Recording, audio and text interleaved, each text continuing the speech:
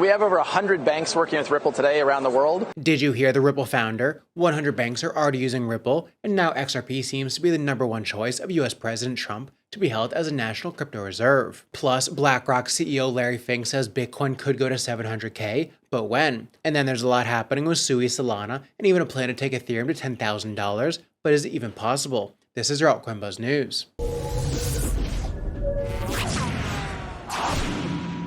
Hey, what's up everyone? My name is Cody, and if you're new here, make sure to like, subscribe, and turn on notifications so you know when I drop latest content. Follow us on Twitter, altcoinbuzz.io, and as always, not financial advice, and wish the best of luck in your crypto ventures. Alright guys, this has been one of the most stressful and hectic weeks of just chop and FOMO and then despair all at once over and over again. So if you're still here, congratulations, because not many people can sit through this and continue to show up every day, watch videos like this, continue to learn and try to improve, because this is very tough. Just look at the chart. Let's go to the 4-hour chart on Bitcoin. This is kind of crazy. We are sitting here. We have gone up. We went down. We went up again. We nuked back down to 99,000. We went back up, broke, and made a new all-time high at 109,000 on Inauguration Day. Just to follow it up and nuke back down to $99,000 the next day. Back up again and back down. So this is like, we've touched this level at $101,000 4 times now in the last 3 days. Combine that with all of the money getting sucked out of meme coins to go into the Trump coin then nuking as well, the new Melania coin coming out, that nuking as well. It's just been a very hard cycle. So, I've been talking to a lot of people recently, and that is the kind of, the mentality so far is just the cycle has been so much harder. You can't just you can't buy your bags in the bear market and just hold them to the cycle top anymore, because there's always new meme coins, there's new rotations. So if you guys are here, congratulations, because you are some of the few that can stick through this and you are going to do well. That has been the kind of overall consensus I've gotten from talking to people recently. Everyone is very frustrated. I am too. This is very draining to be constantly seeing your bags go up and then down. Or more likely, if you're in altcoins like I am, you see Bitcoin go up, your altcoins bleed, and then Bitcoin goes down and your altcoins bleed even more. So it's just been very frustrating, but we stick through it, and we're going to come out a lot richer in just a few months, because this always happens right before the biggest altcoin seasons. They want to get you out. They want to chop you out of your bags. They want you to sell before the biggest altcoin season starts. Meanwhile, BlackRock CEO Larry Fink is a big believer in Bitcoin, and he predicts that it could rise to $700,000. And he said this: I was with a sovereign wealth fund during this week, and that was the conversation. Should we have a 2% allocation? Should we have a 5% allocation? If everybody adopted that conversation, it would be 500,000, 600,000, 700,000 per Bitcoin. And then at the same time, Arkham says BlackRock is back. They just bought $600 million of Bitcoin, their largest buy so far this year. So BlackRock has been buying a lot of Bitcoin, and meanwhile the chart is going down. So what does that tell you? It just tells you that this is all just manipulation to get you out of your bags. BlackRock is buying, institutions are buying, everyone is buying Bitcoin right now, and the price is going down. It's because they want you to get out of your bags, and they want you to sell everything before the biggest altcoin season and really crypto season. Ali Charts says it's been 276 days since the Bitcoin halving. Looking at previous cycles, in 2013, the market top came 367 days after the halving. In 2017 and 2021, the market tops occurred at 527 days post-halving. If history repeats, the next market top could be anywhere from between 90 and 250 days away. So this kind of is in line with what everyone says. Either we have a market top in Q2, somewhere around like April, May-ish, or we have another top in November or December, like we do and did in the last year. And then moving on, we have the CME just added XRP and Sol Futures page to their staging subdomain. The page says XRP and Sol Futures are going live on February 10th, pending regulation review. Looks like they're preparing for the official announcement. Brace for paradise. So Solana and XRP could getting futures ETFs, which usually come before the spot ETFs. Usually futures are a lot easier to get. Then Eleanor Terra says, so this means we'll likely see an inflow of applications for XRP and Solana futures ETFs. Applications for spot products have also been filed, but it's unclear when those might get approved. It will be interesting to see the level of demand for futures when spot products now have a better chance of being approved under the Trump SEC. And then we have Amila sharing all these new Ripple ads have been spotted in Washington, D.C. This can't be coincidental, right? They're intentionally placed there. So Ripple is advertising all over Washington, D.C. Obviously, it coincided with Trump's inauguration. So they wanted people who were in Washington, D.C. to be seeing this. And it says, Ripple, American leadership in crypto. And then we have Mark Yusko, who's the CEO of Morgan Creek Capital. I actually really like him. He suggested that XRP, Cardano, and Hedera as potential assets for Trump's crypto reserve. And he said this specifically about XRP. There's some talk, this will make the XRP people really happy. There is some talk that XRP could be utilized and or ordered to be used for a central bank digital currency or as the base layer for national banking.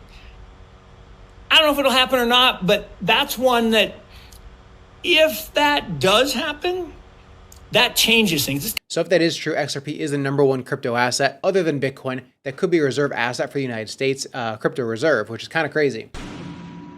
Solana found itself in an unexpected spotlight during the Trump inauguration weekend. The Trump and Melania meme coins both launched on Solana. This gave Sol a boost to a new all-time high of $293, and this whole ecosystem also profited from this, especially the projects directly involved with both meme coins. The launch of the Trump meme coin caused an avalanche of transactions on Solana, and the chain held out and didn't halt. However, there were plenty of delayed and failed transactions, but on the upside, just 1 year ago, Solana couldn't have handled this kind of onslaught, and most likely it would have halted, but now it was ready. The Phantom Wall also had issues loading it all on January 20th. It couldn't handle the workload for a short period, but the team sorted this out very swiftly. This also means that a lot of people use Solana for transactions, and it also turns out that 50% of Trump and Melania holders had never bought a Solana altcoin before. 47% of new buyers create their wallets the same day they purchase the tokens, and 80% of holders own less than $1,000 of Solana assets. In other words, this was also a massive onboarding event, and now you also needed Solana to buy the meme coins. So the demand for Solana went through the roof, and this explains the new all-time high of $293. Besides the Solana chain and its Sol token, the Solana ecosystem also benefited. Their respective tokens had a serious boost during the launch of the two meme coins.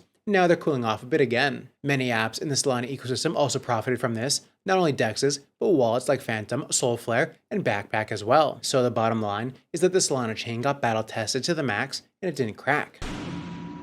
And then we have the co-founder of Mistin Labs, the team behind Sui, and he shared at this 2025, the year Sui goes mainstream. Here's all the alpha you need. Now we're here gearing up for 2025, and let me tell you, if you thought 2024 was crazy, wait till you see what's coming next. In 2025, we're going way beyond faster finality. We're designing a future where Sui's core engine becomes a backbone for finance, gaming, AI-driven agents, and everyday apps. 2025 will prove that Sui is the first blockchain that can handle every piece of puzzle from start to finish. One thing is clear in this market, the top two ecosystems that are absolutely crushing it are Solana and Sui. Solana is up 250% in the last 12 months, and Sui is up even more, double at over 500%. And many of you are like us in that you like both tokens and ecosystems, but they're totally isolated from each other with their own wallets and protocols and everything else. Until now. This new integration will blow your mind. With more than 7 million users, half of which came online in 2024, Phantom Wallet is the most popular wallet on Solana. You can do everything you need for meme coins or anything else you need on Solana for it, and it's a great wallet. It also has integrations for Bitcoin,